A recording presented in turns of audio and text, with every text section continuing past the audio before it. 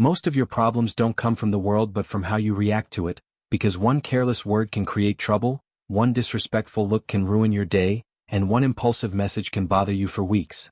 Psychology shows that most of our daily choices come from emotion, and Marcus Aurelius warned long ago that you control your mind, not outside events, and understanding this gives strength. Real strength is not reacting fast but choosing when not to react, which is powerful in a world full of noise, notifications, and emotional traps. If you want calm that chaos can't break, stay with the lesson. Rule 1 is the sacred pause, your first shield, and as Seneca said, the best cure for anger is delay. Even a few seconds of stillness can save relationships or prevent mistakes, because speed without wisdom is chaos. Picture a leader facing bad news. One reacts instantly and causes damage, the other pauses, breathes, seeks advice, and then speaks calmly and wisely. The difference is the pause. The Stoics taught the rule of 3 breaths. When you feel overwhelmed, stop, breathe in deeply, hold, and breathe out slowly 3 times, and by the 3rd breath your mind clears and your reason returns. Marcus Aurelius reminded himself that distress comes not from things but from how you judge them, and the pause is the moment you take back control of that judgment. The pause is not weakness but power and preparation, and choosing it means choosing wisdom over impulse. Rule 2 is the mirror of truth, meaning your reactions show what is happening inside you. When someone triggers you, it's not the action but your inner story that causes pain. Anger shows pride, rejection shows fragile self-worth, and impatience shows a lack of patience. Every strong emotion is a signal pointing to something inside you, but most people blame others instead of looking inward. Stoicism teaches you to ask not why did they make me feel this way, but why did I give them that power? Instead of being ashamed of your reactions, you should study them because every strong feeling can teach you something. Anger shows your ego is too loud, fear shows you don't fully trust yourself, and sadness shows something important to you is unprotected. And these feelings aren't curses but invitations to grow. So when someone provokes you, don't rush to fight back. Ask yourself what you're feeling, why you're feeling it, and what truth about you this reaction reveals. For example, if someone calls you a liar and you know you're honest, you won't care, but if it hurts deeply, it may be because of your past or because your reputation matters too much to you.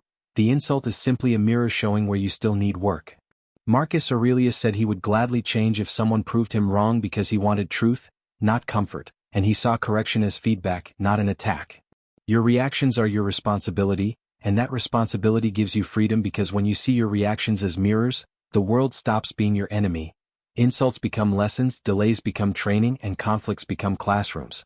The mirror of truth may not always be pleasant, but it will always free you. Rule 3 is the fortress of inner peace, which means building a kind of strength that doesn't break when money, praise, comfort, or control disappear, because most people depend on these things for peace and fall apart when they lose them.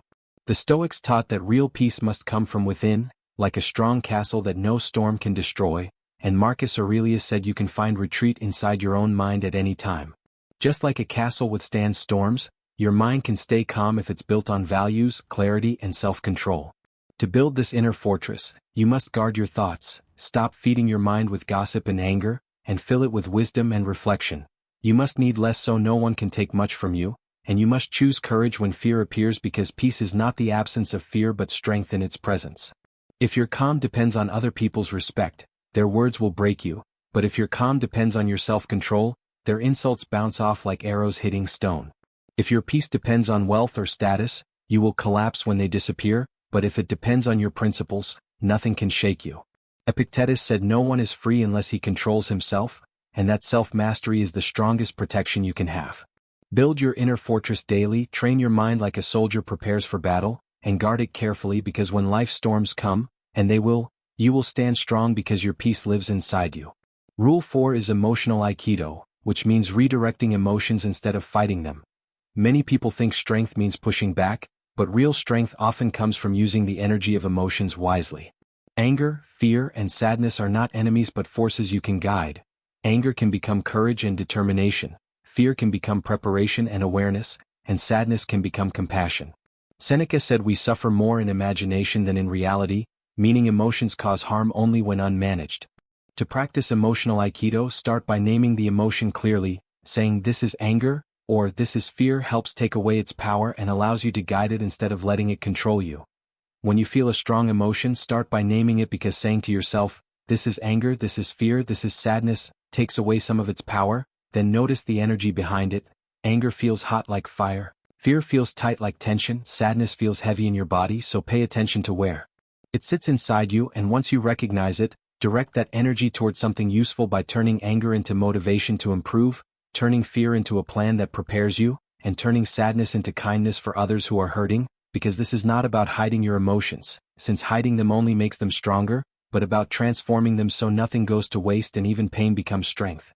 Marcus Aurelius said the best revenge is not becoming like your enemy, meaning you can redirect negativity instead of copying it, just like water that doesn't fight the rock but flows around it and eventually shapes it over time, and this ability to turn every emotion into strength is emotional Aikido, which is Stoicism in action and how you stop being controlled by your feelings and start mastering them. The next principle is the Phoenix Principle, which means rising stronger after every fall, because life will break you at times with betrayal, loss, and failure, but what truly defines you is not the breaking but what you choose to do afterward, since the Stoics saw hardship as a forge where fire and pressure shape you into something stronger. Marcus Aurelius said the obstacle becomes the way, meaning the thing that blocks you can become the path forward, and if you think about the hardest moment of your life, the time you felt you couldn't continue, but you still survived, that survival shows your resilience is already there, and the Phoenix Principle means not only surviving but rising better than before, like the mythical bird that burns to ashes and rises again renewed. Pain is not wasted and suffering can have meaning because every scar shows healing and every fall can start a new beginning. To practice this, first accept reality as it is without fighting it or wishing it were different, then look for meaning by asking what this challenge can teach you and how it can help you grow, because when pain has a purpose it becomes fuel, and finally rebuild yourself not as who you were before but as someone stronger and wiser. Seneca said fire tests gold and adversity tests people, and even though fire burns, it also removes what is weak so the strong part remains. The Stoics still felt grief, Marcus Aurelius mourned his children and Seneca wrote about his pain, but they turned grief into wisdom and weakness into strength, proving you are not fragile glass but steel shaped by fire, a phoenix that can rise again after every fall, heartbreak, and obstacle. Choosing wisdom over reaction does not mean you don't care, it means you choose your response with intention, and the Stoics remind us no one can steal your peace unless you give it away. So in a loud and chaotic world, inner calm becomes your greatest advantage, and if this message speaks to you, commit to it by saying, I choose wisdom over reaction.